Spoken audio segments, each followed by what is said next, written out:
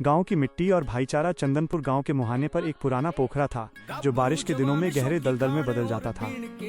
इस बार पंचायत ने दलदल की सफाई कराने के लिए शहर से एक बड़ी पीली जेसीबी बुलाई। जेसीबी के ड्राइवर रमेश ने बड़े रौब से काम शुरू किया। 2-4 फावड़े मिट्टी क्या उठाई।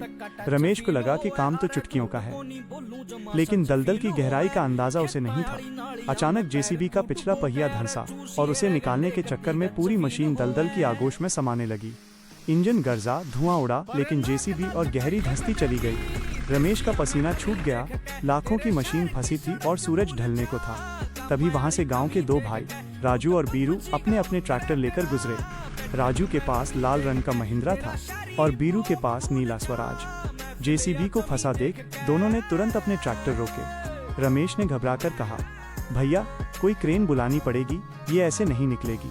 राजू ने हंसते हुए अपनी मूंछों पर ताव दिया और बोला, अरे शहर के बाबू, क्रेन आते आते तो ये पाताल पहुंच जाएगी, तुम बस टोचन वाली मोटी जंजीर निकालो। दोनों भाइयों ने बिना देर किए योजना बनाई। उन्होंने दोनों ट्रैक्टरों को जेसीबी के आगे खड़ा किया और भारी भरकम जंजीरों से बांध दिया। पूरा गांव जमा हो गया था। 1, 2, 3 जोर लगा के हायशा। गांव वालों के शोर के साथ ही राजू और बीरू ने एक्सीलेटर दबा दिया। ट्रैक्टरों के साइलेंसर से काला धुआं निकलने लगा। पहिए जमीन में गड्ढा बनाने लगे और जंजीरें तिनके की तरह खिंच गईं। पहली कोशिश बेकार गई। दूसरी कोशिश में बीरू ने ट्रैक्टर का गियर बदला और राजू ने जेसीबी वाले को सही समय पर बकेट से जमीन को धकेलने का इशारा किया।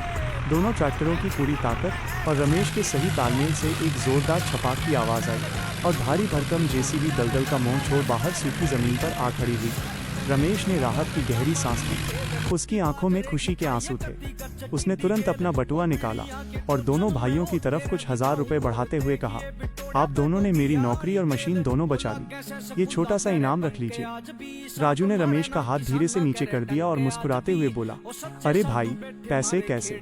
गांव देहात में मुसीबत में फंसे इंसान की मदद की जाती है, उसका सौदा नहीं। पैसे रख अपनी जेब में। बीरू ने भी हंसते हुए रमेश के कंधे पर हाथ रखा और कहा, हाँ भाई, अगर पैसे ही लेने होते तो हम शहर में क्रेन की दुकान न खोल लेते। पैसे रहने दे, नियत साफ हो तो 2 ट्रैक्टर ही बहुत हैं। रमेश गांव वालों के इस निस्वार्थ प्रेम और भाईचारे को देखकर हैरान रह गया। उस दिन उसे समझ आया कि जमीन सिर्फ दलदल से भारी नहीं होती, गांव के लोगों का दिल उससे कहीं ज्यादा बड़ा होता है।